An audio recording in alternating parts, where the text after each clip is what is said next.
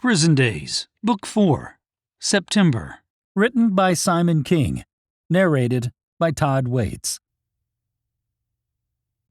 September Introduction.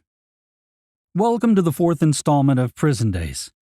I must say that each month, I wonder whether I'll have enough material to complete another book, and every month, the prisoners come through for me.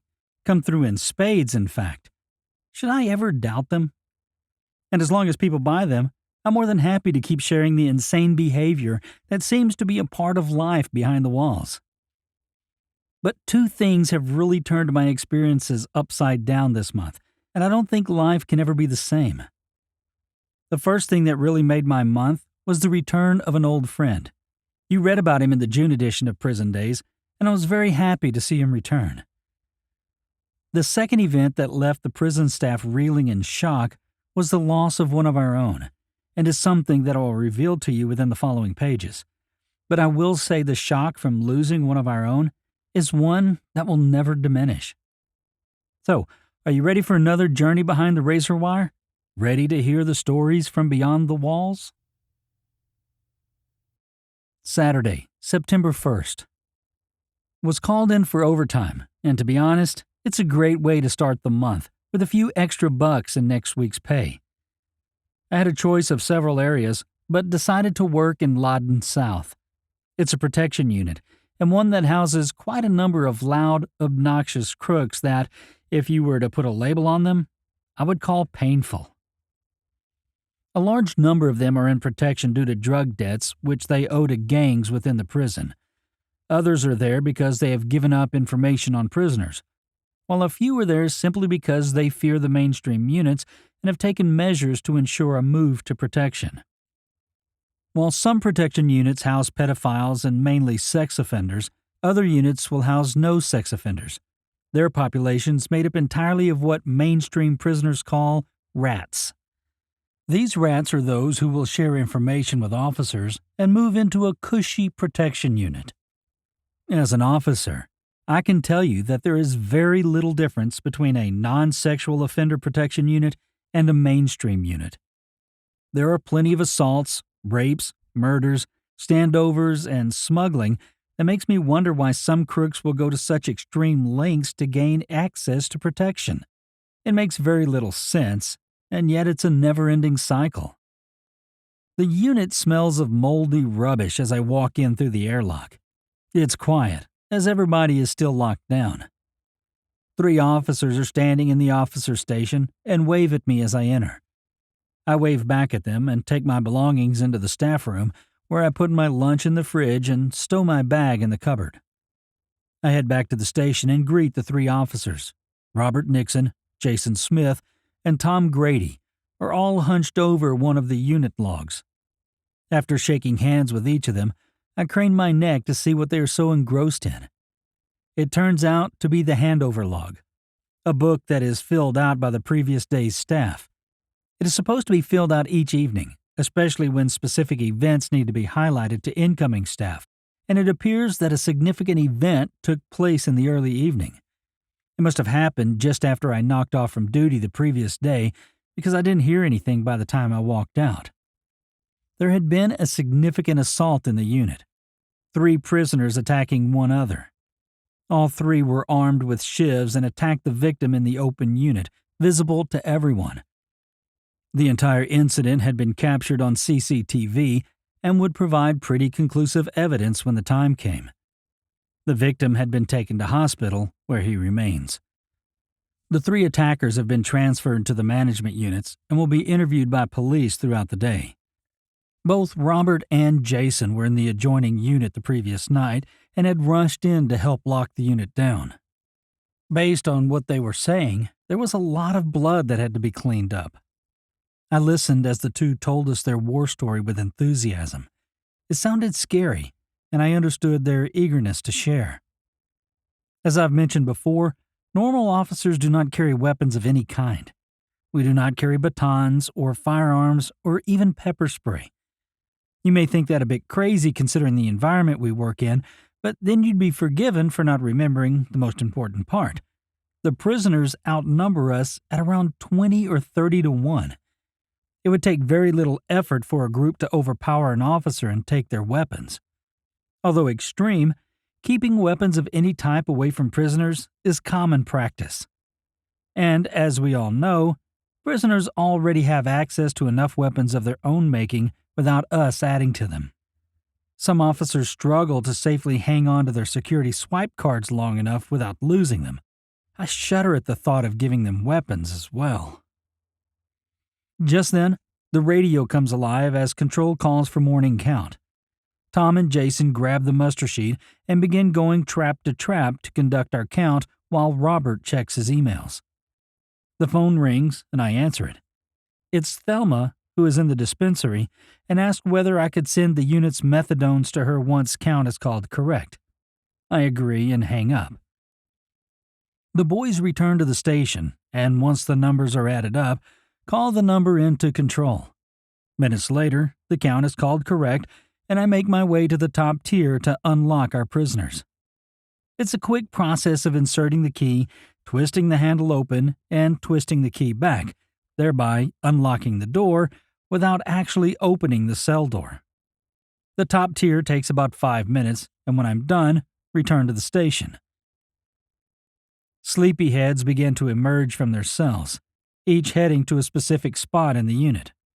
Most make a sprint for the kitchenette, grabbing their bread and lining up for a go at the toasters. There are several, and each is a 4-slicer, increasing the speed of each prisoner's breakfast. There's a calm atmosphere in the unit, but all of us know that things can kick off in a split second and remain vigilant as we each begin a required task. Jason heads for the door as I announce morning methadones to make their way to the airlock. Being a protection unit, every move has to be escorted by an officer, which means one of us has to accompany the required prisoner to wherever they are needed throughout the prison. Some officers see this as a bad thing. I, however, love the idea of not being stuck in a unit all day. It can get pretty stale, sitting in a station with a bunch of guys for 12 hours. Getting the occasional escape means fresh air, a bit of exercise, and above all, a break from the nonstop barrage of unit noise, which can include endless questions and requests from needy prisoners. 24 prisoners leave the unit with Jason, and once the doors close, their excitement now out of the common area, the unit quietens considerably. I check my emails, and once finished, check out the list of random cell searches we have to do. There are 3 for us, allocated at random, and I check the cell numbers against the muster.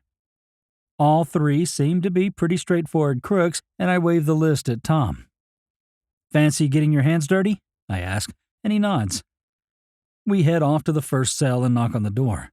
It's not that we need permission to enter, it's just seen as a small bit of courtesy if the prisoner is in the middle of a toilet break or something. We wait a second, then open the door with a key. It's empty, and I turn around to scan the unit for its owner. He isn't around, and think he's probably off to the gym. Tom and I go in and immediately begin to search things. It's not like you see in the movies, where everything is upended and thrown on the floor, then trampled to bits. We take our time, ensuring we not only pay attention to the finer details, but also to avoid needle stick injuries. The last thing either of us wants is to be stuck by a real or makeshift needle that's just been used to inject drugs. Needle stick injuries are probably one of the most common injuries for an officer to get while on duty. It can come as easily as reaching into a dark place where you can't see, or sliding your fingers under edges of a bunk or a shelf. Once you're stuck by a needle, the wait to see whether you are infected by a disease is 3 months. Think about that for a moment. 3 months of not knowing whether you have AIDS or hepatitis, etc. And while you wait those 3 months out, there's no kissing your wife or husband, there's no intimacy with your partner, there's no kissing your children. You are anxiously awaiting the results for 12 long weeks. I have never personally suffered a needle stick injury, and, touch wood, hope I never do. Tom takes the clothing shelves, picking up each piece, shaking it out, then roughly refolds each piece and returns it to the shelf. Socks are unfolded, books are opened and the pages flicked through. Magazines are checked thoroughly and, as Tom is about to discover, can be a great hiding place for another sort of contraband. There is a pile of magazines on a shelf above the clothing, and Tom takes them down. Maybe half a dozen or so car mags are put on the small table, and he begins to flick through them, one at a time. The first 5 don't reveal anything, but in the 6th, he hits pay dirt. The first few pages on either end are nothing special, yet hidden amongst the innermost pages are torn-out pages of hardcore porn. The porn has been ripped out of another magazine, then hidden amongst the pages of the car magazine. There are almost 24 pictures showing everything from anal sex to blowjobs and beyond. It may not be considered as much on the outside, but in here, it's pure gold. The porn could be rented out for a night to fellow prisoners for drugs or favors, or even smuggled to a sex offenders unit for a time.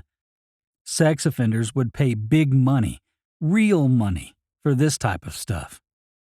"Great find," I say to Tom as he confiscates the magazine. We finish our search and find no other contraband. We exit the cell a short time later and head for the next, one on the upper level, almost directly above the first. The doors open and the owner inside. It's Max Turner, a small-time crook in for parole breach. He has extensive drug debts, and his appearance is enough to tell you that he's a full-blown junkie. This is probably the biggest cue for my partner and I, because a junkie's cell can be filled with real and makeshift needles. Once we've conducted our strip search and find nothing on his person, Tom and I commence our search. It doesn't take us long to find our first bit of contraband. There's an old plastic coffee jar on the top shelf, and it's filled with pens, the clear variety, as they are the only type allowed. This strikes me as odd considering there's no paper, no books, and no other hint of reading or writing material. A jar filled with pens just looks out of place, and as soon as we shake the pens onto the bed, we find several with needles hidden inside the plastic ink reservoirs. We find 7 in total and carefully place them back into the jar and remove the lot. There's nothing else found inside the cell, and we move to the next one, just 3 doors down. It's also occupied, but by 2 prisoners. We knock on the door, then open it to find one on his knees in front of the other one who's sitting on the bunk.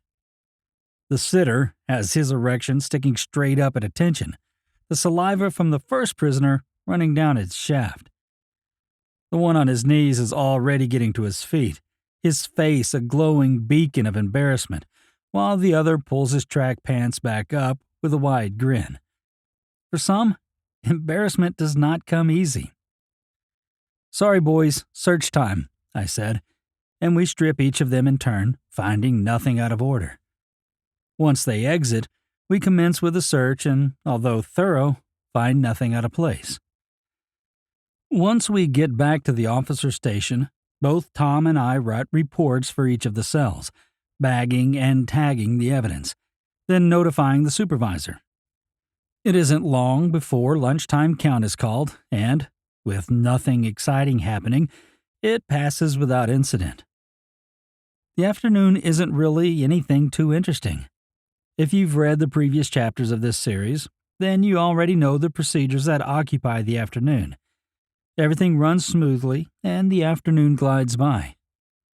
The only small bit of excitement is when the owner of the first cell returns, a crook who'd actually been at work for the day in one of the factories. He heads to his cell, and by the time he reaches it, I've caught up to him to give him the bad news on his porn. He's a long-termer and an experienced prisoner. He doesn't show his disappointment, only a grin to try and play the loss down. He enters his cell and closes the door once I finish talking to him. As I walk away, I hear the dull thud as he punches his wall, clearly upset about the loss. As we walk out a while later, I remind myself of the importance of reminding oneself of the little things that matter during the shift, like watching out for the needles. Sometimes it's the small pricks that can ruin your whole day.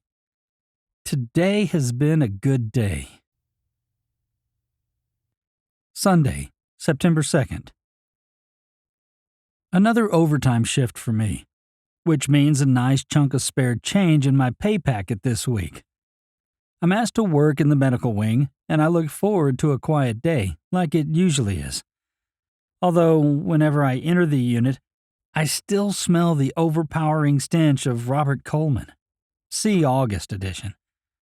The memories of that day firmly entrenched into my brain. But the stench of shit is not what greets me as I open the inner door to the unit.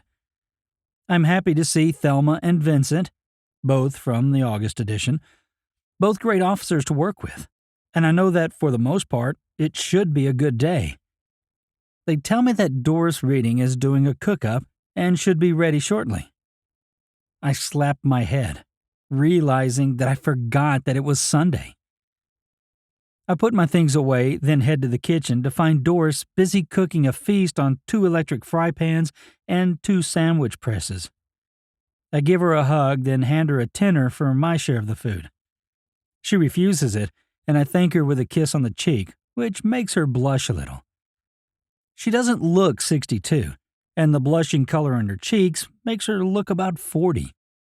I head back to the officer station and chat to the 2 about usual things. We only have one S3 in an observation cell, and he's been very compliant. Sometimes, the suicide watches use threats to kill themselves as ways to bail from a unit. They become almost immediately compliant once they're given a suicide rating and put into an OBSO cell. I can see him sitting on his bunk as I check the CCTV monitor. He appears to be reading a book and sipping a coffee. Shortly after, the 4 of us are also sipping coffee and eating bacon and egg rolls. The smell is amazing, and Thelma even brought some delicious cloudy apple juice to wash it all down. It's a highlight of what turns out to be just an ordinary day of checks and escorts as we walk beside the nurses as they conduct their hourly rounds. A couple of times, patients vent their frustration when being woken for a jab here and a finger prick there. But overall, it's a pretty decent way to pocket some extra money on payday. Rather than bore you with less than interesting stuff, I'll just tell you that it was a good Sunday and a great day to walk out of when we finally did 12 or so hours later. Today was a good day. Tuesday, September 4th. I come in and am directed to the kitchen for a couple of days. One of the normal staff members has taken some overdue annual leave, and I get to fill in. It can be a great place to work, especially considering there's a very good kickback: food. I can already smell the first kickback as soon as I walk through the door: fresh eggs and bacon sizzling on one of the large hot plates. The cook waves at me and points at the food with an equally warm smile, which I respond to. Once my bag is put away, I grab a couple of slices of still warm bread, freshly baked that morning by the hired help. The prisoners do a lot of the prepping for the day's menu, as well as most of the cooking, under the watchful eye of a couple of qualified chefs. The 3 officers that work in the kitchen, just as we do in the rest of the prison, are there purely as deterrents. There are a multitude of things that can be used as weapons, so it is imperative that we keep a very close eye on the proceedings. Everything from butcher's knives that are chained to tables to slicing blades on a deli slicer. Any of the vast number of kitchen utensils the prisoners use on a daily basis are counted, checked, and rechecked. Perimeter walks are conducted, as well as walks along each of the tables. It's always a good reminder that, when you walk amongst the criminals, keep an eye on the length of chain on the blade they're using at the time. My other 2 offsiders are already there, having started a couple of hours before. 2 staff have an early start, while a 3rd officer works a shorter shift, not only arriving later, but also finishing earlier. The rotating roster has its good points and bad points, and for me, it's a definite win for the day. It makes no difference in my pay, as I'm paid a salary, so being rostered on a short shift is just one of the great benefits of working here. Sam Howell is already downing a bacon-heavy sandwich, waving a hand at me as I shovel some goodness onto my own bread. John Simons, the other officer, is gobbling a sandwich while overlooking the bakery section, 4 prisoners busy baking the prison's supply of bread. I walk over and shake hands, a quick chin wag to catch up on any gossip. It's another thing that can be very active in prison. The prison gossip train is one that is always active and always fully loaded. And it's the very thing that we love that is responsible for it, the roster.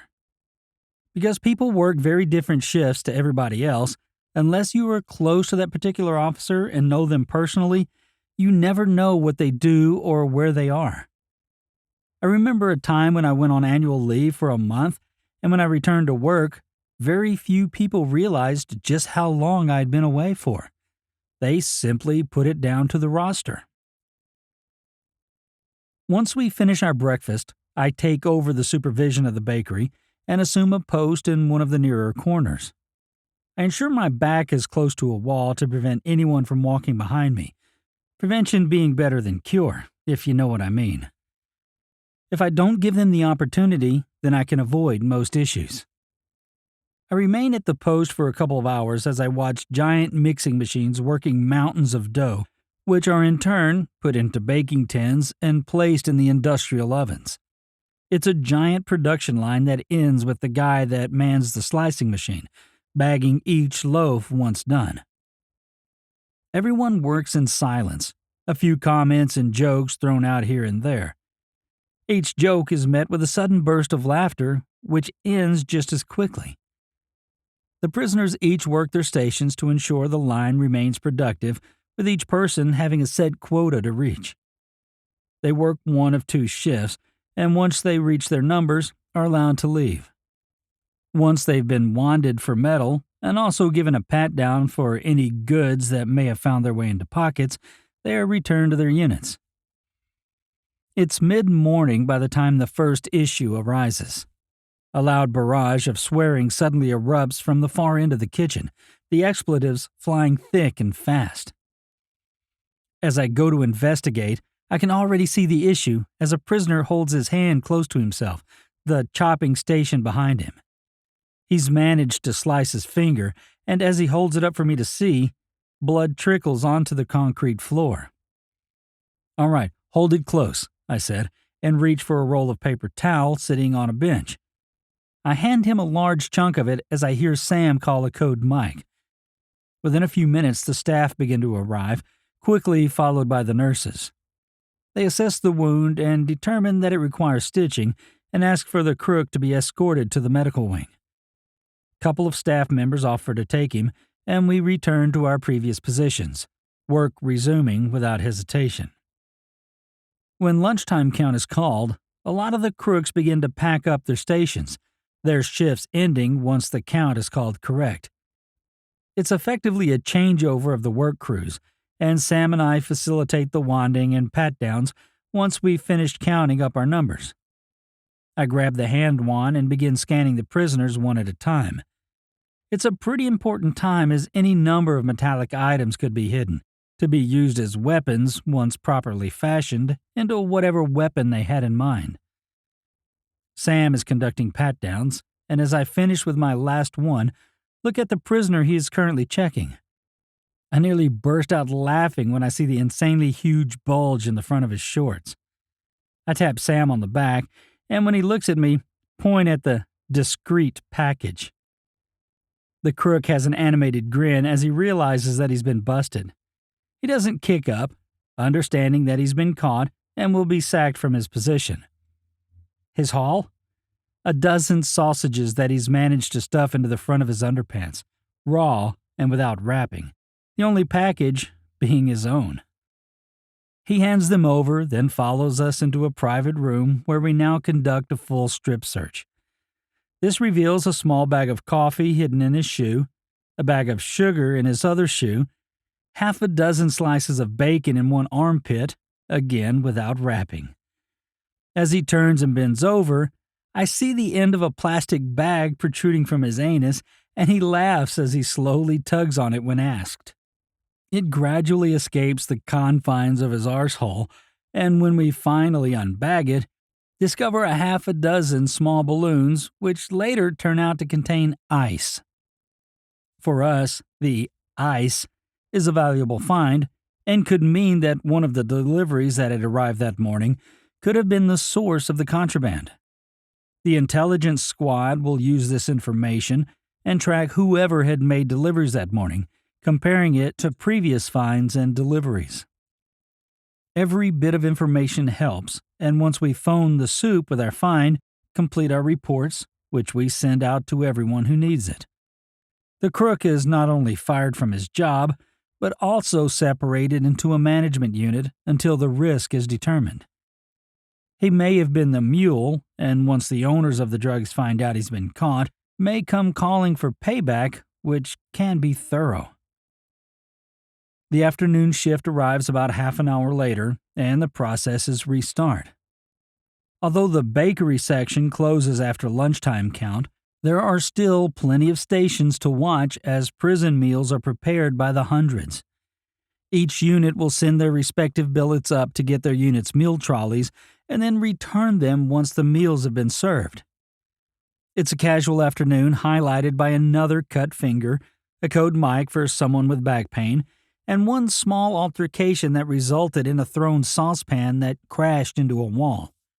It's dealt with quite quickly, and tempers eased. When I walk out alone a few hours later, I'm whistling, happy to be going home. Today has been a good day. Wednesday, September 5th. I'm back for another day in the kitchen and another short shift. There's an extra skip in my step as I walk through the door, knowing that after tomorrow's shift, I have a 3-day break. I'm off on a road trip with my wife, and I cannot wait to leave this place behind, even if only for a few days. Sam and John are already in as I arrive and grab breakfast after putting my things away. I check the menu board as I chomp down on a bacon and egg sandwich and see that one of my favorite foods is being made today: donuts. The prison has a rotating menu, which means that the same food is served week in and week out. Fridays is fish and chip day, for instance, and Mondays is always tuna casserole day. Wednesday's dessert is donut and, for someone with a sweet tooth, the best dessert day of all. The prisoners are already busy preparing the batter and heating the fryers. The bakery is still in operation, Sam overseeing the area. I go and stand near the donut boys and watch as they bring the doughy mess into a beautiful reality. Trays and trays of donuts need to be prepared, with each prisoner receiving one for dessert that evening. That means hundreds of them need to be made, and I'm just the man to watch over them. I stand and watch, finishing my breakfast, when there's a sudden uproar from the other side of the kitchen. 2 Asian prisoners are yelling at each other in Vietnamese, their words not making any sense. But sometimes language isn't really needed when you can see the issue as plain as day. One has not kept up with the demand, and the other is telling him to pull his finger out of his arse. The quicker they fill their quota, the quicker they finish, and this one clearly wasn't too fussed with his speed level. Sam goes over to them and settles them down as John walks over as backup. The situation is quietened down almost immediately, neither prisoner wanting things to escalate. Sometimes the best thing for an officer to do is just make their presence known. It's not about running in and waving your arms about. If it can be taken care of now, on their terms, then the chances of repercussions later on in the unit can be dramatically reduced, and that's a win for everybody. All the donuts are finished and packed by 2 that afternoon, and when the last of the trays has been put on the trolley and wheeled into the cool room, the moment of glory arrives. One of the crooks, carrying glory before him, sets a loaded tray of hot jam donuts on one of the benches, waving one arm back and forth across the dish like a game show host presenting a grand prize. "Enjoy," he says, and steps back as a rush of bodies pushed past him, mine included. a jumble of eager hands reaching for the sweet-smelling reward. There's enough for everyone to eat their fill. 5 hot jam donuts finding their way into my belly. It's the highlight of an otherwise simple and quiet day. Some days are just not filled with the stuff that fills pages and sells books. But for us, those are the days we appreciate the most. As I walk out a couple of hours later, the sweet taste of jam still lingering on my lips, I find out that I'm back in the medical wing in the morning. I drop by to see how it is going in there on my way past, and I'm pleased to hear that it has also been a pretty quiet day in there as well. Hopefully tomorrow will be the same. Today has been a very good day. Thursday, September 6th. When I return to the medical wing the next day, I'm greeted by that all-too-familiar hint of shit that I know will never disappear after that horrible day the previous month. It's like it's permanently entrenched into the floors. Vicky Temple and Scott Jones are already in the unit, and we greet each other with handshakes all around. Behind us, in their own little area, 2 nurses are having a heated debate and, by the sounds of it, are not likely to agree anytime soon. It's unclear to us what it's about, and as long as they don't start to tangle each other physically, we don't get involved. The morning muster is finished within a few minutes, and once count is called correct, I unlock the first lot of prisoners from their hospital cells. They begin to shuffle out, half out into the courtyard to catch some early spring rays, the other half pacing up and down the corridors. A couple flick the TV on, whilst another one jumps on the treadmill. I return to the station and check the day's moves, looking for any names that are currently residing in here. There are no names that match, and I close the list down and engage a prisoner in conversation. He's standing close and he asks me about one of my tattoos. It's a black circle surrounding something that resembles a strange letter K. It's the symbol for Ka from the Dark Tower series by Stephen King. "Is that like a peace symbol?" he asked, pointing a finger at my forearm. He's a fairly new prisoner, aged in his late 30s. "No," I said, shaking my head. "Do you read, William?" I ask, and he ponders for a bit. "Sometimes, not much though. It's a symbol from a book by my favorite author. Ever read any Stephen King?" He shakes his head. "Watched The Shining once. Scared the shit out of me," he said, laughing a little. We talk for a bit, and he listens while I explain the meaning of the symbol. I always appreciate talking to prisoners when they're interested in what I have to say. He asks me more about the story of the Dark Tower, and I give him a brief rundown of the 8-book Odyssey. It's one of my favorite subjects and one that I enjoy talking about. It's rare that I meet people interested in Stephen King, and when I do, I try and help them understand the amazing breadth of his work, often misunderstood as being just horror. It's a good hour before William returns to his cell, and I begin locking the prisoners up shortly after. It's time for the next group to come out for their time out in the open, and the changeover is quick and efficient. The new group almost mimics the first, some going outside, while others congregate around the TV and treadmill. The whole process repeats itself a couple more times throughout the day, each changeover running smoothly and quickly. There are some places within this prison that are just meant to be laid back, and this is one of them. Having a couple of easy days in a row is somewhat of a blessing, as I know that it won't last forever. It never does in this place, and although I know there's drama in the future, I try and enjoy the peace while I have it. It's an enjoyable day, and when I walk out a few hours later, look forward to my upcoming road trip. Today was a great day. Monday, September 10th. It's quite hard to walk back into the prison after an amazing weekend away. But as we all know, no matter how long the holiday, they always come to an end and reality resumes all too quickly. I head to Thompson East, a mainstream unit housing a variety of prisoners, including one significant group from a motorcycle gang. I won't name them, but as is common knowledge, there are a large number of outlaw motorcycle clubs, and when thrown together in a room, don't tend to play well together. The unit is quiet as I enter, and I immediately pack my things away. I head to the officer's station, and as I sit, hear the door open as 2 other officers enter the unit. A massive smile begins to grow on my face as I see a familiar face walk in. It's my friend Con Giopoulos, an officer that almost died in the prison a couple of months ago. See the June edition. Today is Con's first day back, and I exit the station to greet him. We hug it out, and he tells me that he's glad to be back. It's been a long road to full recovery, but he's been given the all clear, and here he is.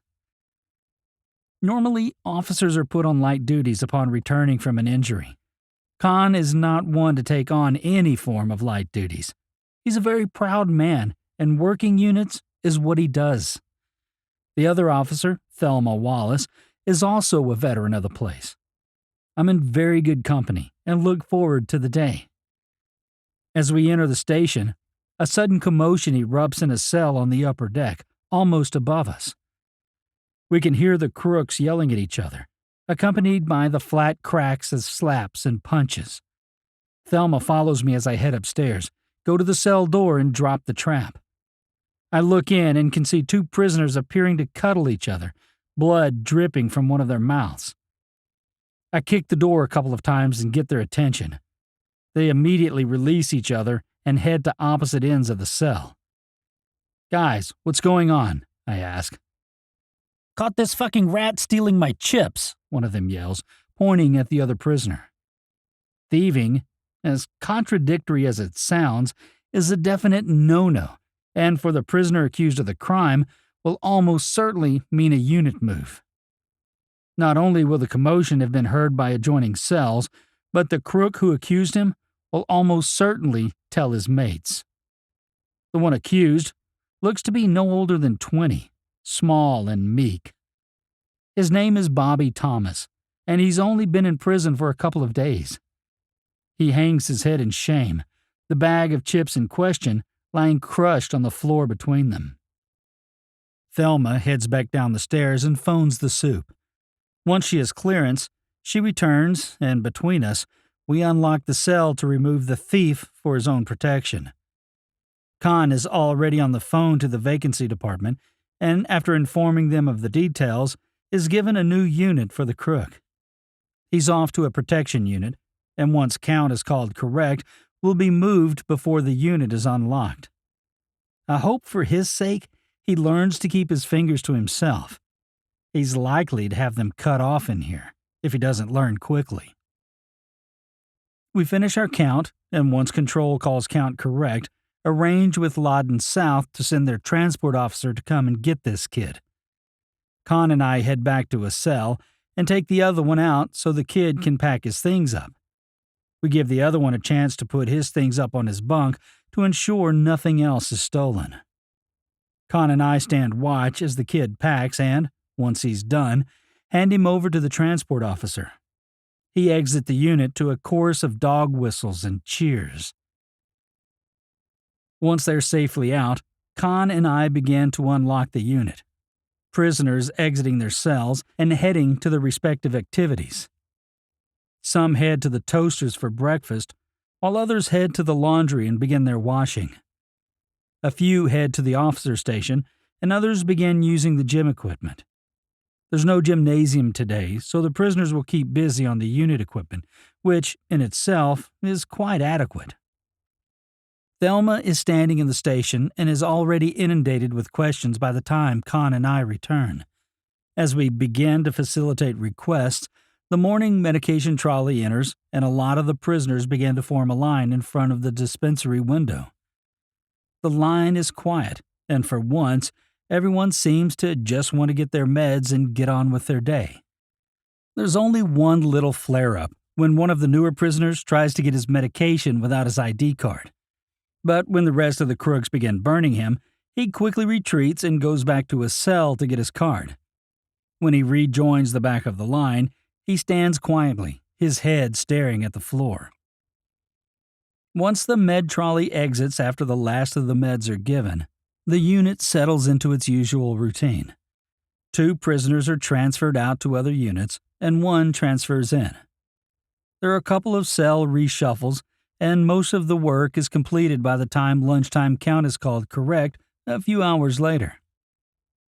The afternoon goes by as we watch several prisoners play cards, a table tennis match, several prisoners play pool, as well as the usual lineup of fitness exercises. It's around 2 o'clock when Khan and I agree to conduct our random cell searches. We're pleased when 2 of the 3 cells allocated for searching prove to be vacant, and when we approach the 3rd, see that it's occupied by a quiet Asian named Tran. He's about as straight as they come, in jail for drug smuggling. Many Vietnamese are in our jail, and for 99% of them, it's due to drug smuggling. After we strip Tran and search his person, we let him leave and we search as best we can. The cell is so clean that we struggle to fault anything. Every bit of surface is clean and free from dirt and dust, and there is nothing out of place. After searching fruitlessly for almost 20 minutes, we exit the cell and return to the station. The games continue, and for us at least, it's another afternoon that we can take it easy. The prisoners behave themselves for the rest of the day, and as we exit the prison as a group a couple of hours later, I'm glad to see my mate back at work. It's been a long time without him, but I can see that he's happy to be back where he belongs. Today was a good day. Tuesday, September 11th. Woke up feeling very ordinary and decided to utilize a sick day. I remain in bed for the rest of the day and enjoy a 3-day break. Friday, September 14th. The Sallyport is not one of those places that people will actively volunteer for. Yet for me, it still remains one of the few places where I feel like I'm not part of the prison. For one thing, there's absolutely no prisoner contact, unless, of course, the day soup escorts one out for his discharge. It is also a place where you have very little staff contact, the only faces from the prison being shadow shapes behind reflective glass that watch you from the control room. Other than that, it's basically trucks and buses and the drivers of each that you deal with. Today was a day where I literally felt at home, and I only had today to go before I was going away for a few days to drive interstate. My wife and I were heading up the coast to visit her dad for a few days. He'd been doing it tough after falling quite ill, and we decided to both take some annual leave and head up to see him for a few days. The morning rush of court buses coming in and out of the prison was well and truly underway by the time I arrived for my shift a little after 5. The night officer, some new officer I'd never met before, waved at me and then disappeared almost as quick. Some people just weren't born with the basic courtesies of life. But I wasn't too fussed. Instead, I was happy to be there. Once I put my things away, I waited for control to raise or lower the roller doors at either end of the area. I could see movement through tiny little slits in the metallic roller shutters and heard the voices of people from both sides.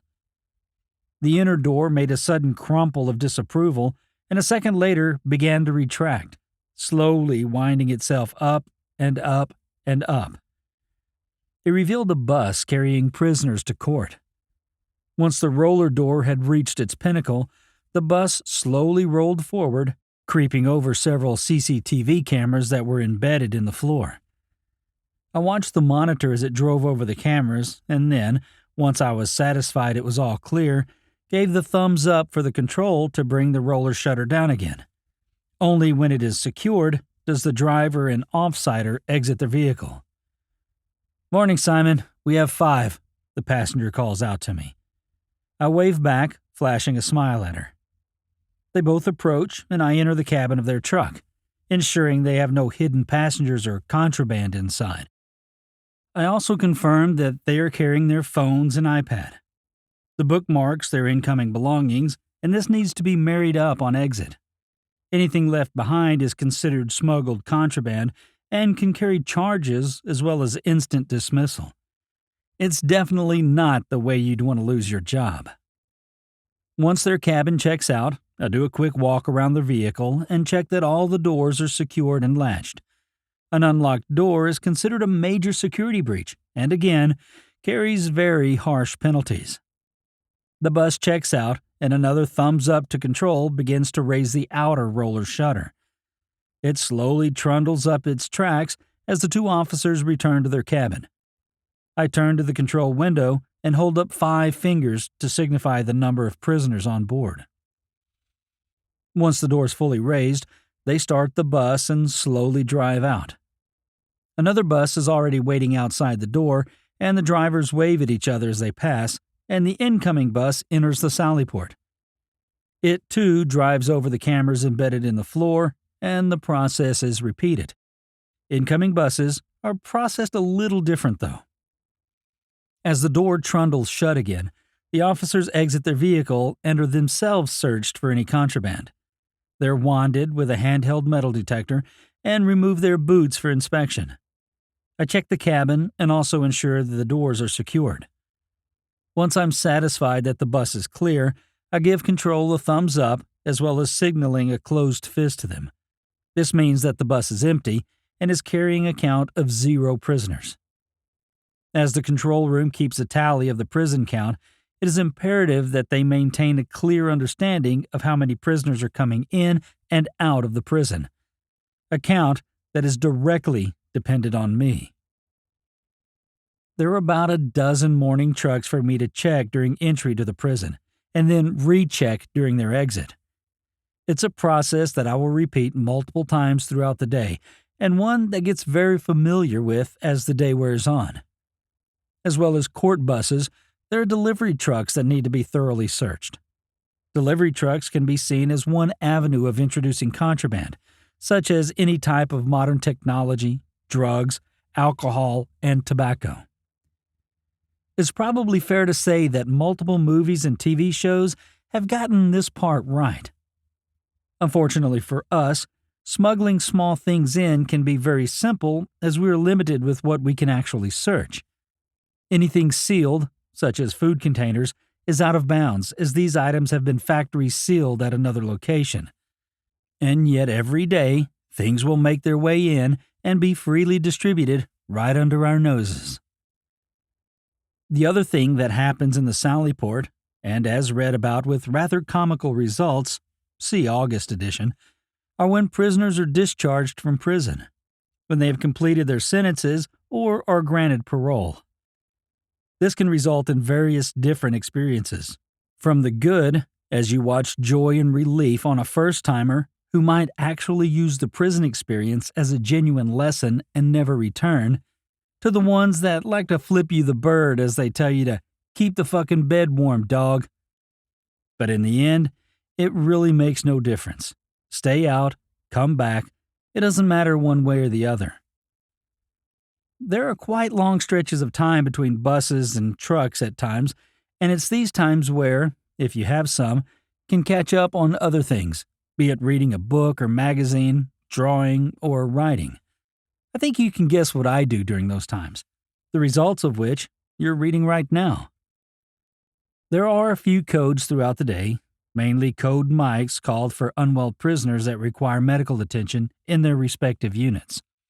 There is one code Foxtrot, but I don't find out the details due to my isolated position. For me, it's actually a good thing as I use it as a break from the shit. For you, I guess not so much. If you think that there's action on a daily basis at every site in the prison, then I'm sorry to say there's not. Very little drama happens in the Sallyport. It's just a day of processing and searching, of idle chit-chat and minor introductions to new drivers. But for me, it also serves as a tiny break from the stresses and awareness of what the rest of the prison still endures. For me, the day is a good one. Saturday, September 15th to Wednesday, September 19th. Annual leave. Thursday, September 20th.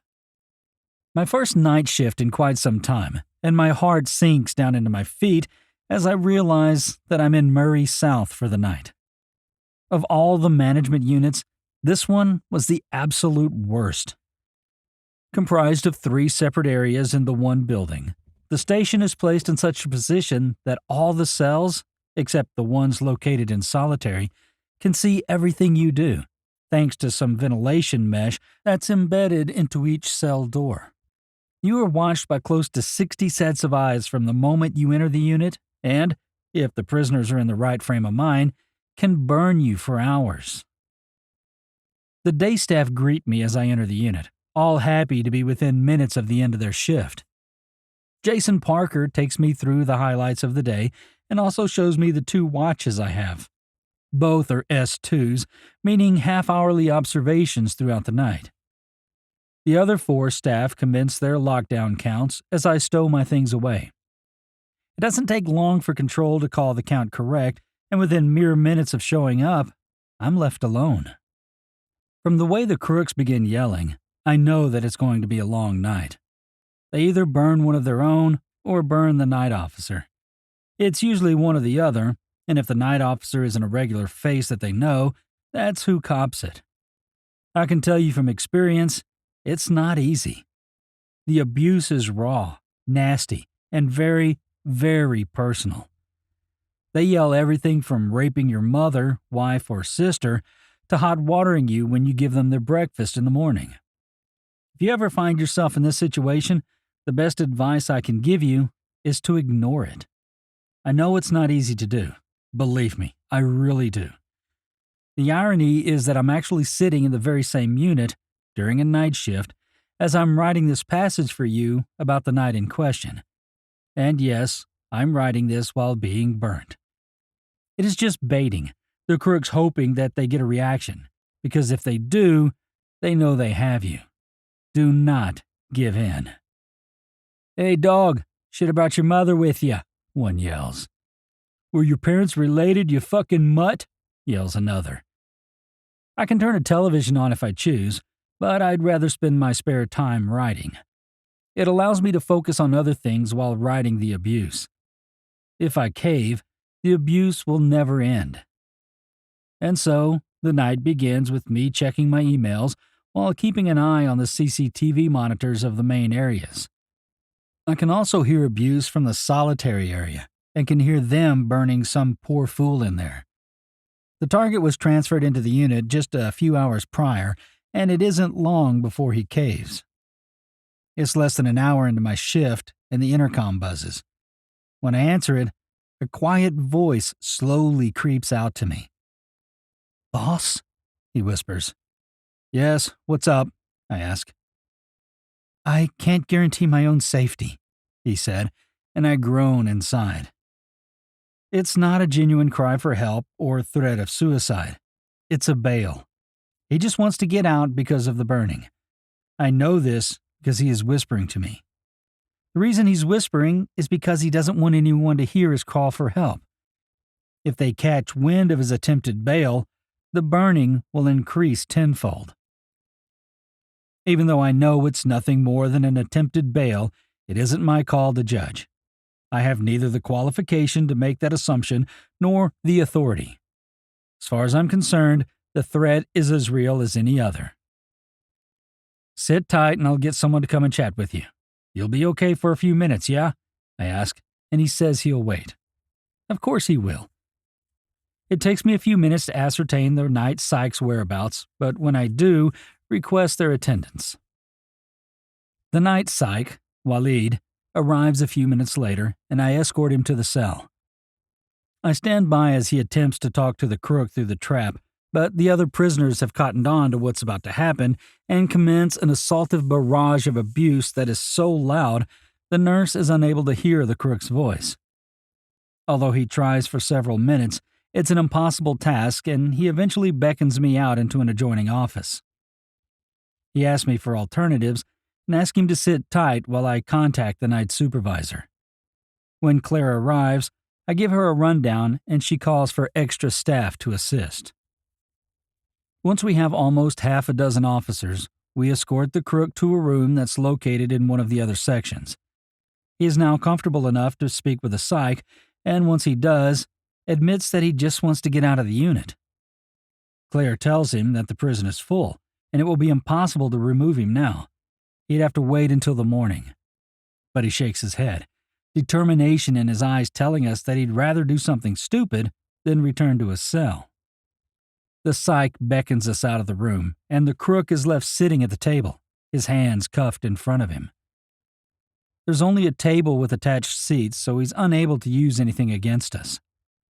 The nurse begins to explain the situation to us, and as we listen, I see the crook stand, walk near a wall, and begin slamming his head into it. Low, flat thuds emanating out to us with each impact. "It's not going to change anything," the nurse says through the door, and the prisoner stops and sits back down. He knows how to play the game, and that's exactly how I've come to see it. Nothing more than a silly game of chicken. Prisoners know how to manipulate the system to their needs, and this is one of those ways. "Just escort him to the medical unit," Claire says. "We'll have to move someone out of one of the observation cells and into another unit for the night." And just like that, the crook wins the game and is escorted out. As he exits the room, the unit erupts into a crescendo of abuse and dog whistles as the other prisoners let their feelings known. The crook keeps his head low as he's let out, and just like that, it's just me and the remaining sets of eyes again. It's another couple of hours before the unit begins to settle down. A couple of under-the-door conversations going on here and there. They leave me alone for the most part, and that suits me fine. It gives me the headspace to do some writing. It's just after midnight before the unit is silent, except for the occasional cough, bed fart, and flushing toilet. The rest of the night progresses slowly as I tap away on my keyboard.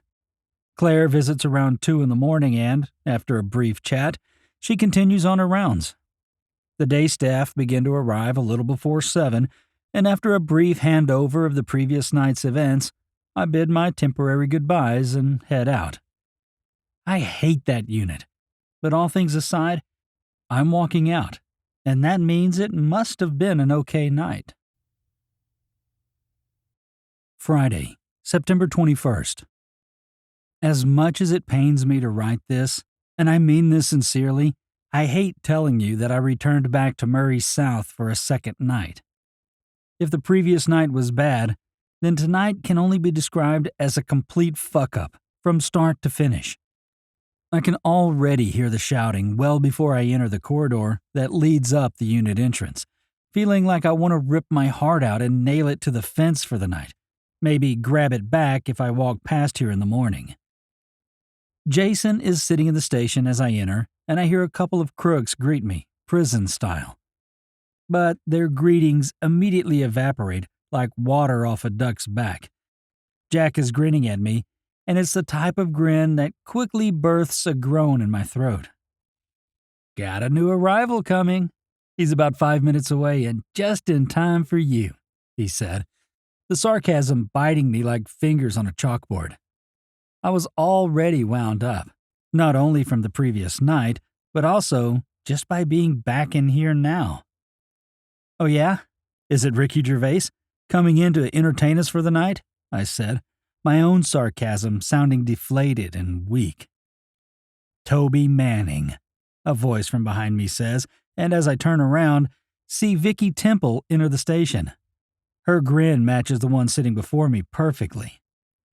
I hear an internal thump as my heart hits the floor and begins convulsing. What can I say about Toby Manning? See August edition.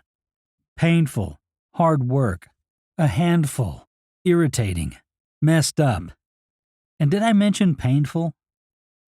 "Thanks, guys," I said, and put my bag away, sitting down in one of the chairs and watching as 2 other officers began evening count.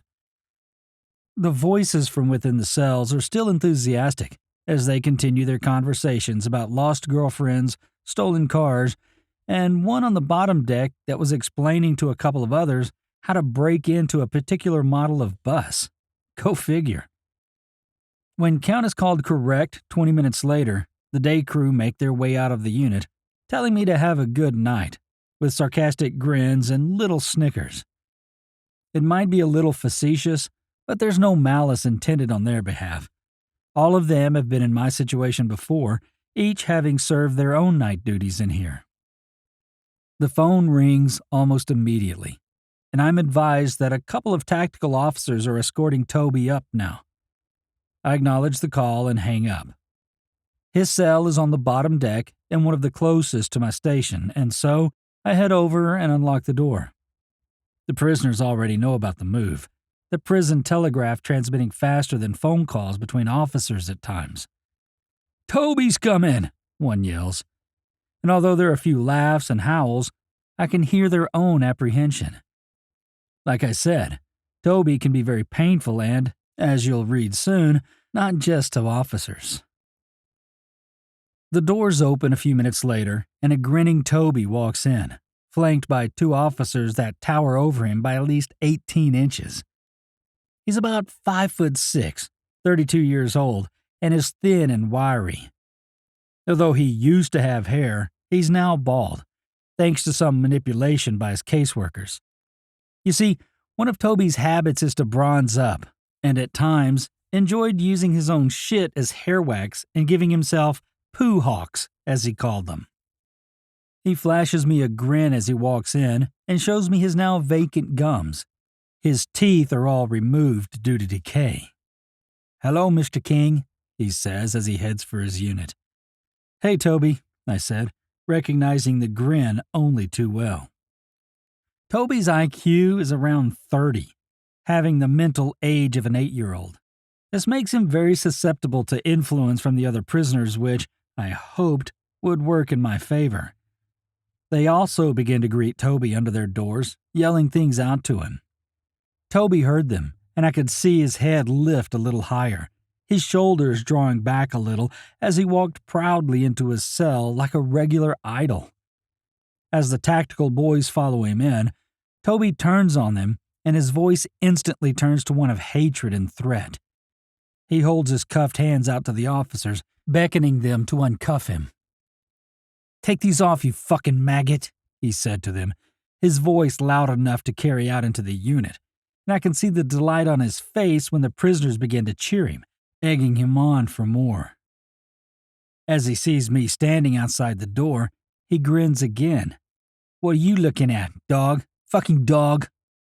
The unit erupts into gales of laughter as the officers remove the shackles and exit his cell. As they close his door, I hear him spit at them, but the door slams home before it hits anybody. "Fucking dogs!" comes from within the cell as Toby begins to kick the door, the loud booms exploding in my ears.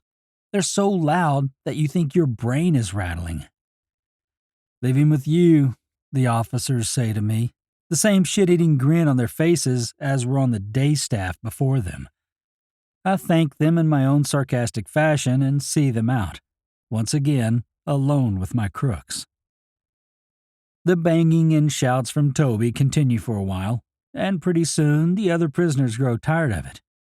It makes it not only hard to hold conversations, but the banging is loud enough to make watching television almost impossible. I can hear a couple of the prisoners telling Toby to stop, but it's like trying to talk to a rabid dog. I dial in his intercom and try and get his attention.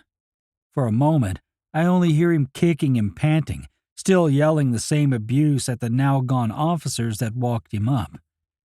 He thinks he's impressing the other prisoners, but unbeknownst to him, they are starting to get pretty pissed with him. When he finally hears me on the intercom, he stops the kicking, and I hear him walk over to the speaker.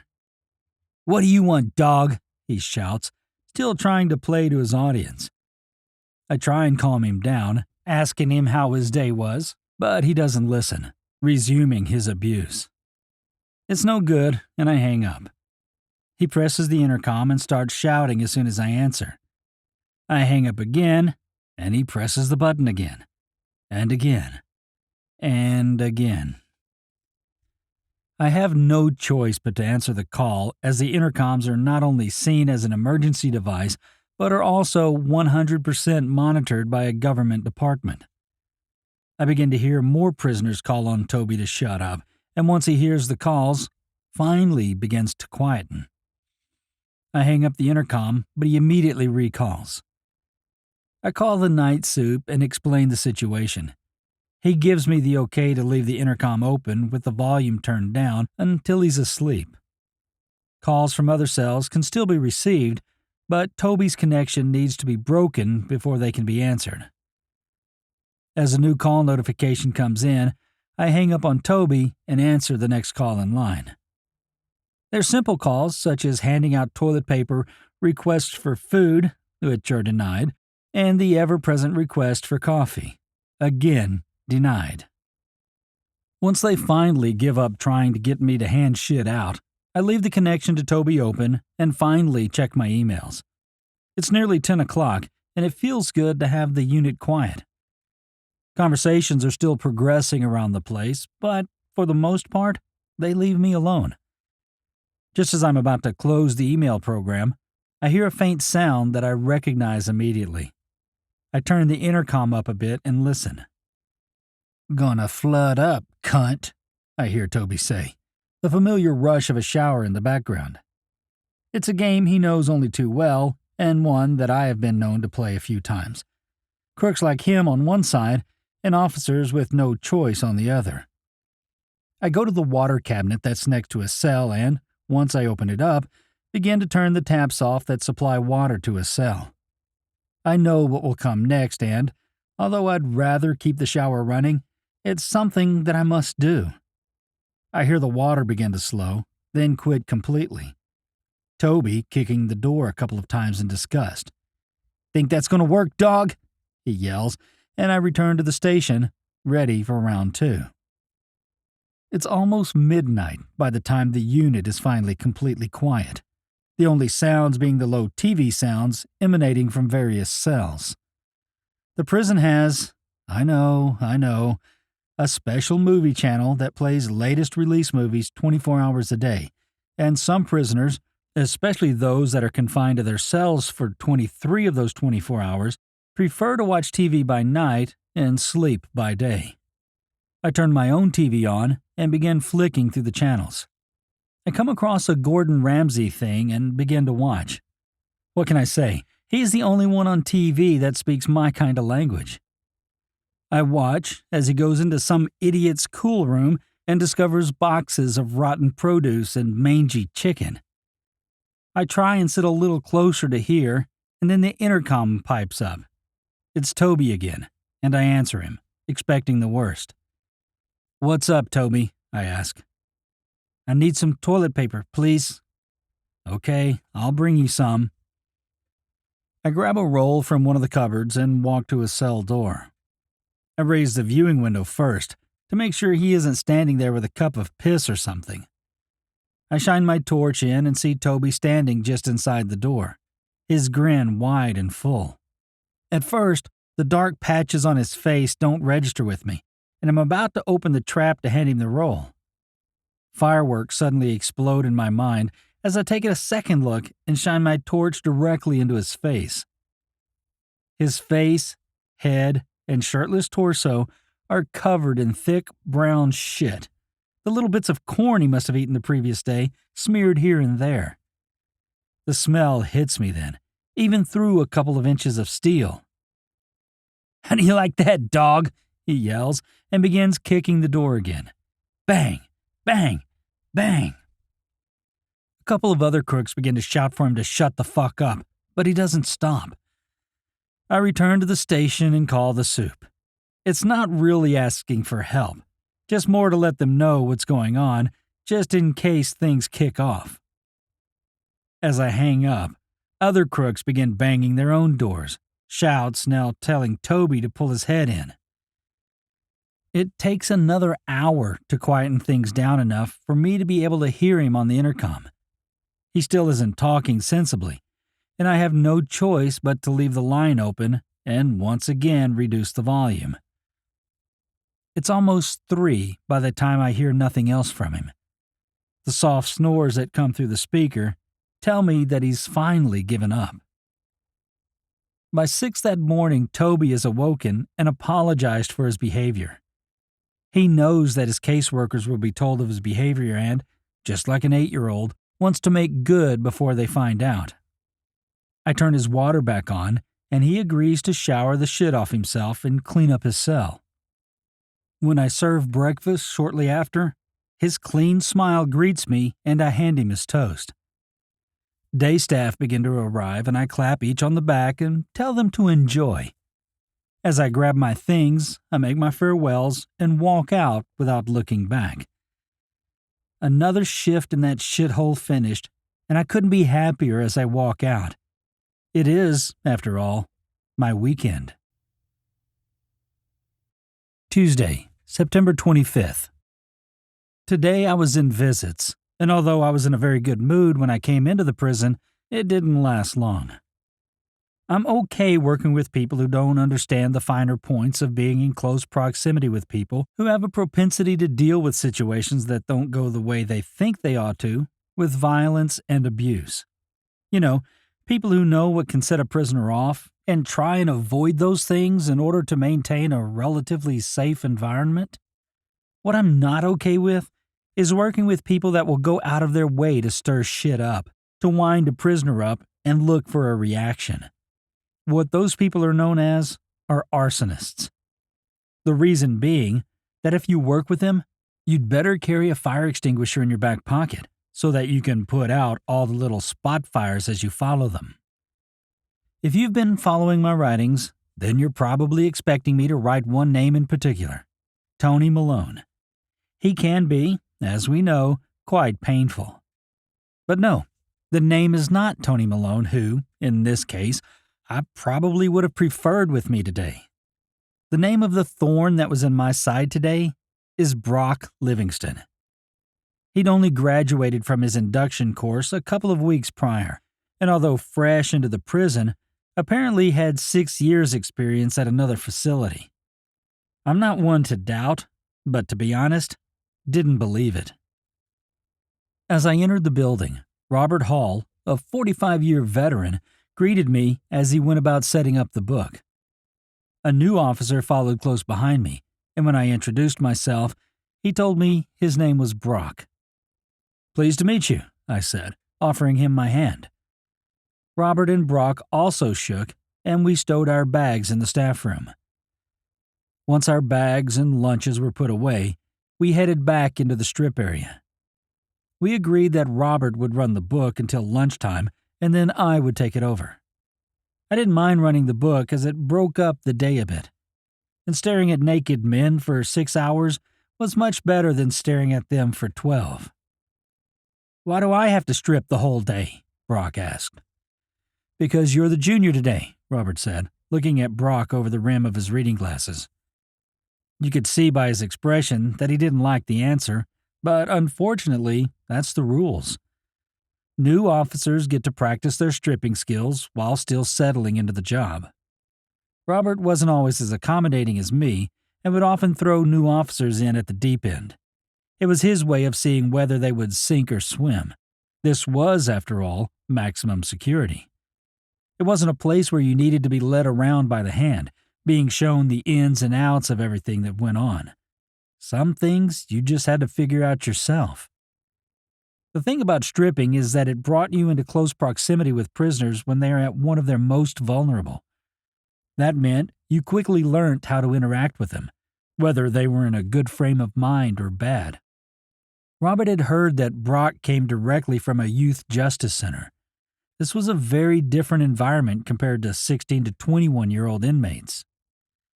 Robert Hall had been a correctional officer for most of his life, currently 68 years old. He started his career in maximum security back in 1973, a couple of years after I was born. He's a lovely man with a great sense of humor. He could be hard when he needed to be, but generally was the kind of officer that didn't have anything to prove. He'd pretty much seen it all, and the crooks had a certain respect for him. He was nearing retirement age, and he'd told me a few times while working with him that he didn't look forward to ending his career. His wife, Eileen, had passed away a few years ago and, with no family around, didn't really want to sit around home alone, as he put it. The problem was, Robert was beginning to slow down considerably, and he had trouble hearing.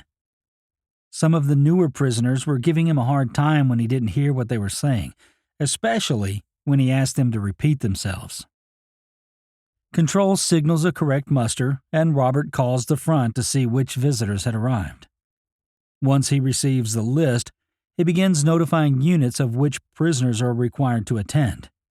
It's one of the few times where prisoners don't need to be asked twice about attending somewhere. Visits, the gymnasium, and methadone are probably the only times that prisoners will skip out of a unit, anxious to get to their destination. Whilst waiting for the prisoners to turn up, the phone rings and we watch as Robert answers the call, his face growing blank and gray. Brock watches him, then leans in to me to ask what the issue was. I didn't need to wait for Robert's explanation. I knew what the call was about, and it was one of those things you try to avoid. Robert hangs the phone up and checks his list. He runs his pen down, and when he reaches the intended target, taps it repeatedly. Watson, box visit. Brock looks at him, confused. His missus scanned positive for meth, Robert continues. When a visitor scans positive to drugs, and if they can't find any during the subsequent strip search, the visit can continue, but it has to be converted to a box visit, I tell Brock. His face lights up with recognition as he begins to understand. I watch him as I see his mind begin to tick over. Finally, after almost a full minute, he finally comprehends the consequences to changing the visit from a contact visit to a non-contact visit. Holy shit, he's going to be pissed, ain't he? He finally asks. Yes, he is, Robert says, and looks at Brock sternly. Maybe let me tell him and you stand back. Brock looked at him for a moment, considering his options. He took a step back and leant against the wall. I could do it. I'm not stupid, he mumbles, but we ignore him. It's not a situation we want or need, and deciding on who will tell the prisoner that he might not be able to hold his child or girlfriend or mother is not something worth debating over. Robert and I both know that the best way to deal with the situation is to simply deal with it head on and not try and sugarcoat it. If we don't make a big deal of it, chances are neither will the crook. I'm about to share this with Brock, but the door opens and 4 prisoners walk in. Boss, the first one says, greeting Robert and dropping his ID card on the table in front of him. Morning, boys, Robert replies and takes each of their names off. The box visit isn't among them, and I signal the first prisoner to follow me into the strip room. We go through the usual process, and, as we finish, I see Brock stripping another prisoner in the adjoining room. I motion to another prisoner when the door opens, and 2 more enter our area. I follow the crook into the strip room, and just as we begin the dance, I hear Robert speak the words that are dreaded in this particular area. Sorry, son, it's changed to a box visit. What? But why, boss? The prisoner asks, his voice already frantic. I don't know, but your visitor will be able to shed light on it. They don't tell us what happens out the front. But boss, haven't seen my missus in weeks. Please, not a box visit. His voice is starting to crack, but looking over my shoulder, I can tell he won't go much further. His shoulders are slumped, his head down, almost defeated. If he was going to become aggressive, he would be up on his toes, his shoulders high, and arms ready to strike. Aggressive prisoners don't tend to stand still and look like they need to be seated. They are up, loud, maintain eye contact, and almost bounce on the spot, ready to strike. Recognizing body language is an important part of the job, and as I've said in previous chapters, an officer's biggest weapon is his mouth. But, as in many examples of sheer stupidity, it can also be the greatest betrayer, especially on an inexperienced officer with a bad case of attitude. Dude, want to shut the fuck up? Get in here so I can strip you, were the words that I heard next. Not from Robert, but from Brock. He had the intelligence level of a door handle, and I'm pretty sure you know what happened next. Watson turned, and within a split second was in Brock's face. "You shut the fuck up, screw dog!" he screamed, spittle flying from his lips. Brock's face turned crimson as I saw him look at me, his fingers starting to fumble for his radio. "Rip your fucking tongue out of your head, cunt!" He kept his hands down by his side, and I saw Brock begin to raise his own, defensively. I saw another crook turn and take a step towards the two men. "Sit down, Jason," I said to him, and he looked at me with apprehension. "Brock, let it go," I said, turning back to the two. Robert sat in his chair, completely surprised at the stupidity of the newer officer. But Watson was fired up, and I could see he was about to explode. And then, as if still in doubt about the volatility of the prisoner, Brock made the second mistake of the morning. Rather than use a clearance strike to keep the prisoner back, Brock grabbed Watson around the throat with one hand and tried to pull him forward. He actually wanted to go toe-to-toe with a crook that had been actively pumping weights for 4 years straight. I was left with no choice but to hit the duress button on my radio and call a code alpha as Watson grabbed Brock by the shirt and half picked him up, smashing him back into the wall behind him. Robert yelled for the other prisoners to get into one of the strip rooms and lock them in, preventing them from joining the scuffle. I yelled at Watson to step back and let Brock go, but he wasn't listening. Instead, he reached up and grabbed Brock's throat with both hands, his hands as strong as vices. With little choice, I brought my fist down on Watson's forearm as hard as I could and broke his hold on Brock. He turned on me in a split second and took a step towards me, his fist at the ready. I instinctively performed a clearance strike as he took yet another step towards me, deflecting him to my side. All it would have taken then was for someone to give him a slight push, and Watson would have stumbled into an open strip room where he could have been locked up until he either cooled down or the tactical officers removed him. Either way, it would have been a closed case with a simple report. If only things had have happened like that. But like I said, inexperience can be traitorous in this place. Before I could react, what happened next played out in an almost slow-motion movie. A movie I was helpless to stop. I watched as Brock was rubbing his throat, the look on his face more embarrassment than anger. He was looking at the floor and appeared to be calm. Watson was trying to regain his balance, rubbing his forearm. Robert was standing opposite to me, shaking his head. I heard the door open as officers were getting ready to assist. Then, without the slightest warning and moving so fast, Brock took 2 steps forward, pushed me aside, and wound his fist back. He pistoned his punch straight out, connecting with the back of Watson's head. His push had knocked me off balance as I stumbled backwards, and I saw Robert lunge forward much too slowly, unable to stop the attack. I saw Watson's eyes flicker, roll upwards, then close before he hit the floor as officers piled into the room, some grabbing Brock and dragging him back.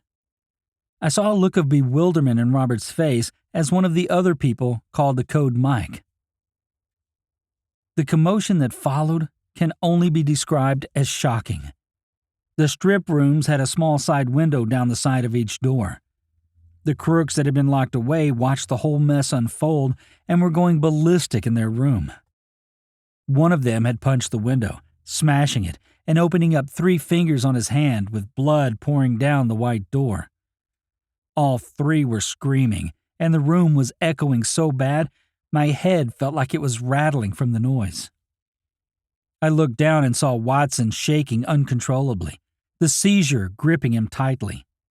He'd hit his head on the floor when he fell, and blood was pooling to the side of his face. It took a good 20 minutes for everything to be brought back under control.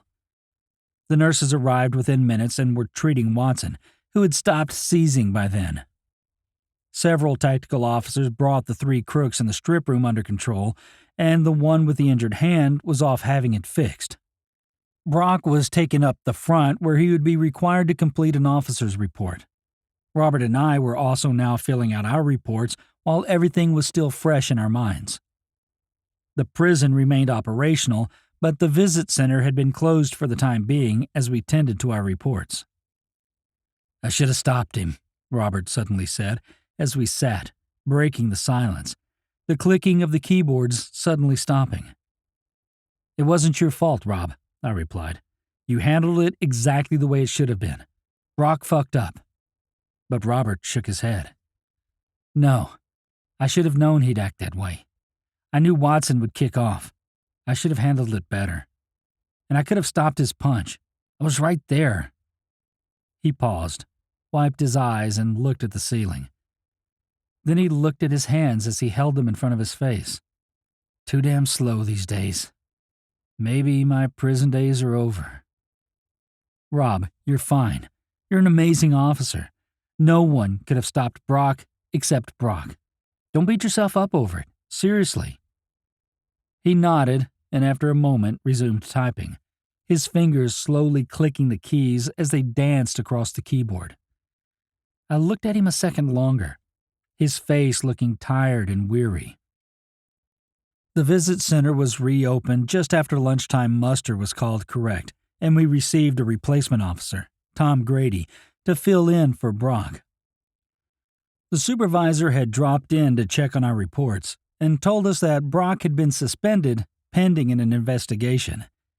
He said that it didn't take long for them to make the decision based on the security camera footage. A lot of visitors had decided to go home by the time visits resumed, and as such, our afternoon passed with very little fanfare. There was another Code Alpha in Tambo East, which turned out to be a disgruntled crook who was looking forward to a visit from his brother. The brother turned out to be the not hanging around kind of guy, and as such, missed the visit. The prisoner was taken to one of the management units, and prison life continued. Robert is very quiet as we walk out a few hours later. His head is low, and he looks as though his thoughts weigh heavy on his shoulders. "You okay, Rob?" I ask as we walk. He looks at me and shrugs his shoulders. "Everything has to end sometime, I guess," he said in a low voice. "You're a great officer, Robert. You can't beat yourself up over someone else's fuck-up. I'll see you tomorrow, yeah?" I said and held out my hand. He took it and shook, smiling at me. "Thanks, Simon." I run into the soup out in the car park, and he tells me that Brock is looking at a pretty straightforward charge of assault. The video footage did not look good, and he would be a very lucky man if he got off. I can share the outcome with you now, as I'm writing this a couple of months later. Brock was sacked from the prison a couple of days later, and it was Watson that asked for him not to be charged. He said he brought it on himself, and Brock was only defending himself. To me, Brock took a cheap shot and punched a prisoner in the back of the head. There is no justification in attacking a prisoner when he has his back turned unless that prisoner is attacking another officer. He could have been pushed into the strip room, but Brock punched him square in the back of the head. I have my own opinion on this matter, and one that I won't share. It is up to each person to make their own mind up about what they consider to be appropriate force used in that type of situation. And I'll let you decide whether Brock should have been charged or not. But even in prison, no one is above the law, whether in an officer's uniform or a prisoner's. Wednesday, September 26th. Today, I worked in admissions, and although it is normally an awesome place to work, sometimes it can also be quite volatile. Tempers can flare as prisoners go through the processes of being admitted into the prison. As soon as I enter the building, I make my way to the book to check out the list of movements for the day. Depending on the number of transfers, the list alone will determine whether we have a busy day or a slack one.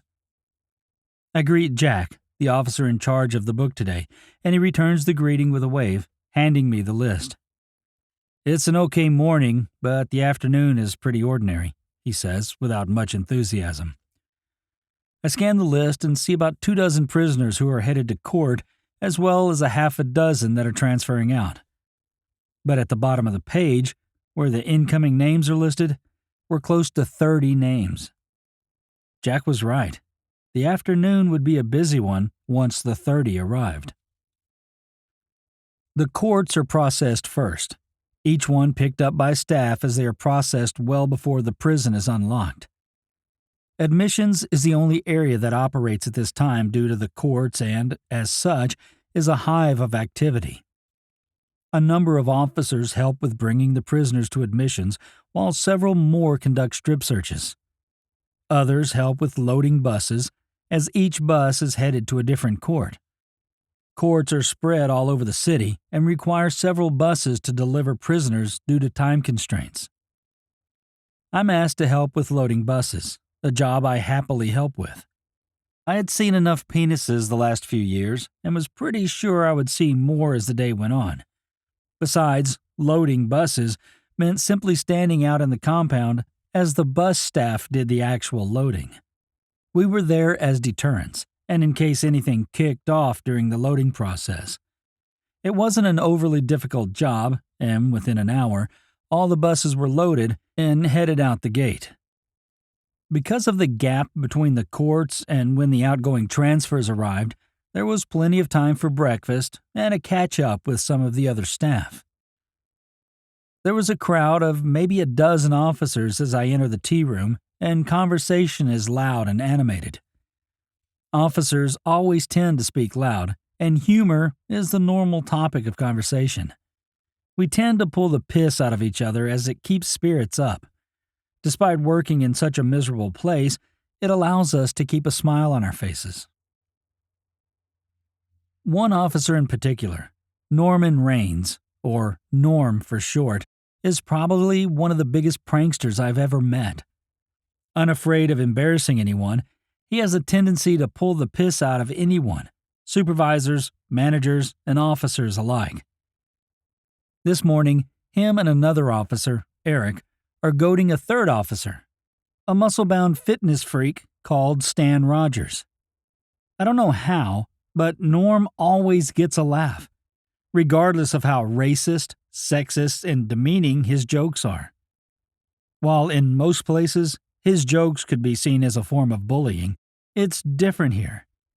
It's different because the people that work in this place have a much thicker skin than most, and tolerating shit is what we're paid for. Watching Norm walk around the tea room, carrying empty buckets at a ludicrous distance from his side, is just plain funny and you can't help but laugh. "Is this how you go shopping? Fuck the trolley, just a basket in each hand so you can show off your pecs." He laughs so hard at his own joke, and I think that's probably what most people laugh at the most, his laugh. It seriously sounds like Scooby-Doo. He begins arm-curling each empty bucket in an exaggerated fashion. "Just checking what I'm buying," and continues his harsh laughing. Eric grabs 2 more buckets, mimicking Norm. Norm looks at him and heads for him, buckets held out wide. "And when you meet another roid queen," he says, waddling towards Eric like a penguin, both trying to pass each other, but their arms blocking the way, "fucking aisles aren't wide enough." And more laughter follows. It's funny to watch, and just as they begin almost dancing with each other, Tom Grady walks in to grab a coffee. He sees me and waves. Once he has his coffee, he walks over and we have a chat about the previous day's events. We agree that Brock is pretty much fucked. I tell Tom about Robert and how he kept saying he may have come to the end of his career. He shakes his head and claps me on the back. He's been around so long, this place will never let him go. It's in his blood. He'll be okay.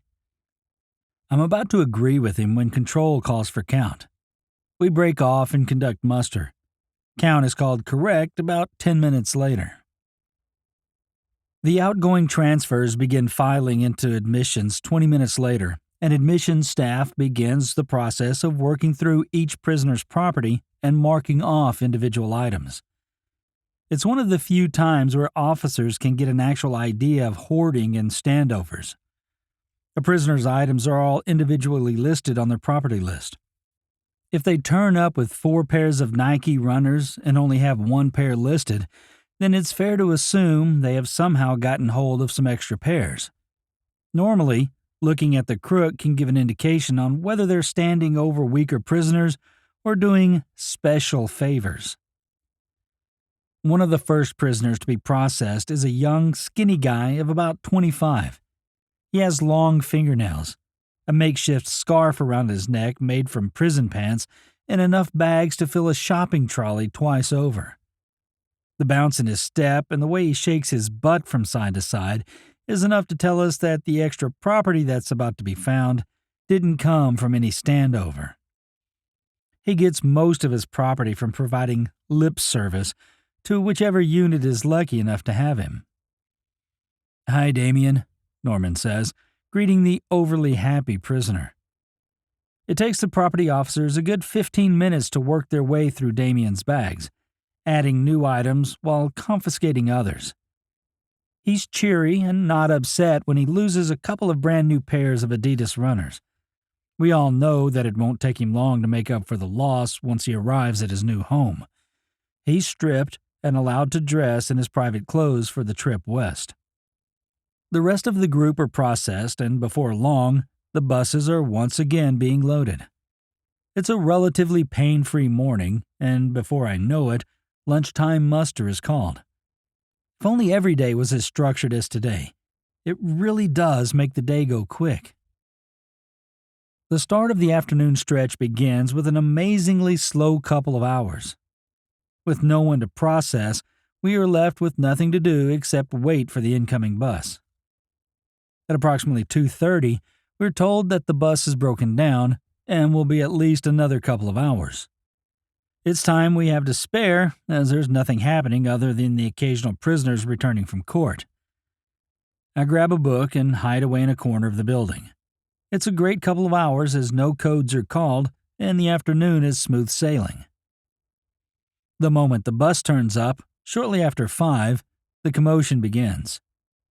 It's understandable for the prisoners to be pissed, as they've been crammed into their individual cells for almost 6 hours, pissing into urine bags and eating fruit sticks. I inform the billets to warm the meals up, and then I head out to help with the unloading. The groans are almost instant from the moment the doors are opened. Each cell houses a maximum of 4 crooks, and we unload a cell at a time. They are identified, then led into a holding cell, where most make a beeline for the toilet. For some, the idea of pissing into a bag less than 12 inches from the heads of 3 other prisoners is beyond impossible, and so the waiting can be daunting. With 2 transfers canceled, the remaining 28 prisoners are taken off and put into holding cells with very little fuss, all except one. Dane Reynolds, a new prisoner who only arrived in the system less than a month ago, is volatile from the get-go. His abuse starts the minute the door is opened, and he refuses to identify himself. We eventually separate him into his own holding cell and let him stew a bit. Although he still has access to a toilet and is fed a hot meal, he's informed that due to his uncooperativeness, he'll be processed last. He is led to the furthest cell from where we are working because we know exactly what will happen once we lock him in.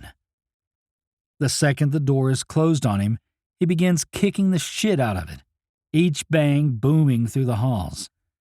It's almost deafening, and we know he'll continue until we process him. I cannot describe just how loud the noise is. But if you compare it to a rock concert in your bathroom and imagine the beat bouncing off the tiled walls, that's how loud the sound is. With the banging in our ears, we begin the process and create a production line. The prisoners are individually strip searched, then interviewed, have their property processed one at a time, and then see a nurse to ensure they don't have any immediate concerns. The time taken to finish each prisoner can take some time and is totally dependent on not only how cooperative they are, but also how much property they have. It's almost an hour before the first couple are finished and taken to their new units. Dane is still banging his feet on the door as we reach the halfway point, and, as all cells are monitored by CCTV, the book person can see what he's up to. As I walk past to grab another couple of prisoners, I stop and have a look at the monitor. "How's he doing?" I ask Jack, and he shakes his head. "He's been punching the walls. See the blood spots?" he says, and points to the monitor, at an area of the wall that looks like it's been drawn on. "That's not graffiti. That's this dickhead's blood." And just as I'm about to continue, I see Dane begin headbutting the same spot on the wall, the dark patch growing bigger and darker with each bang. "No, fuck," Jack says and gets up, pushing past me and heading to Dane's cell.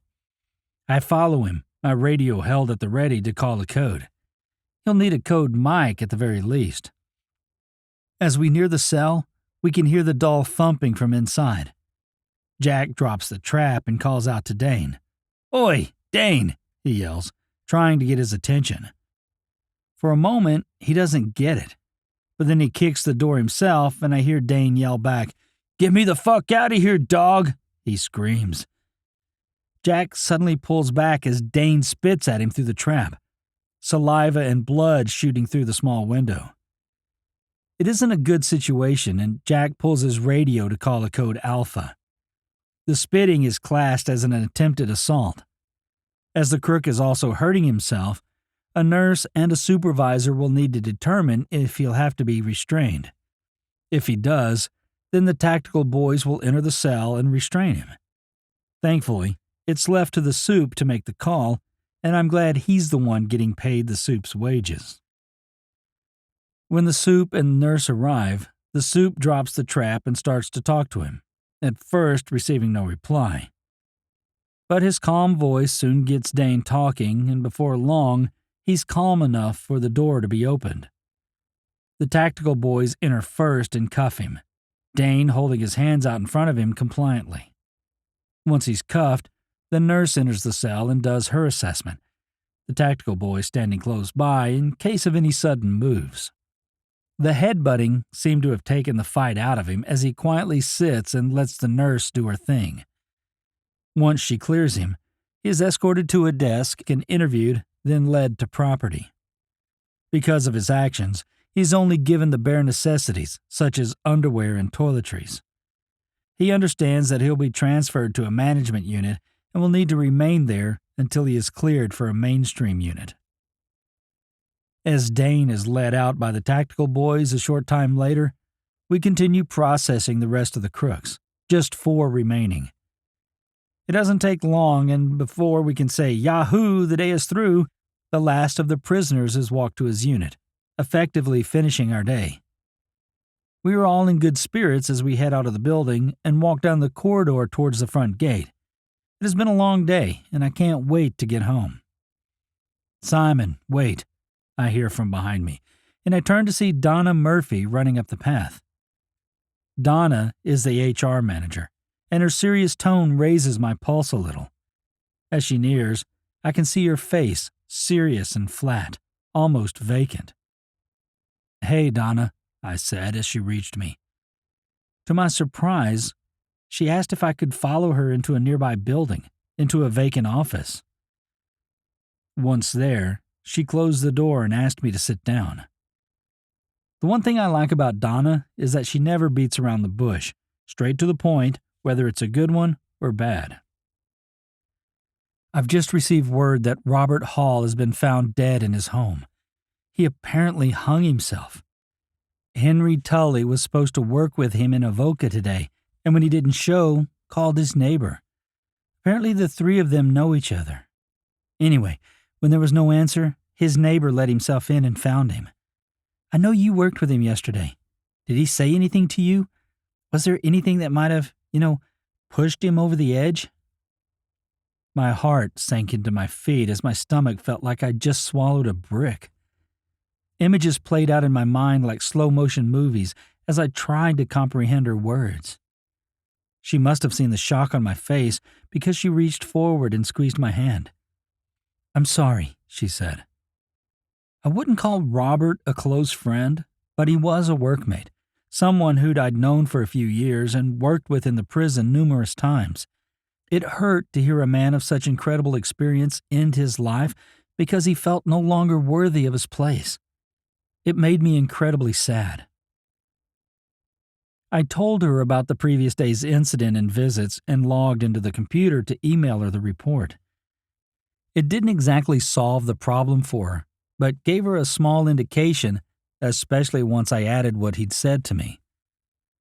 Once Donna had finished with me, she walked me to the door and I walked out alone. Today was definitely not a good day.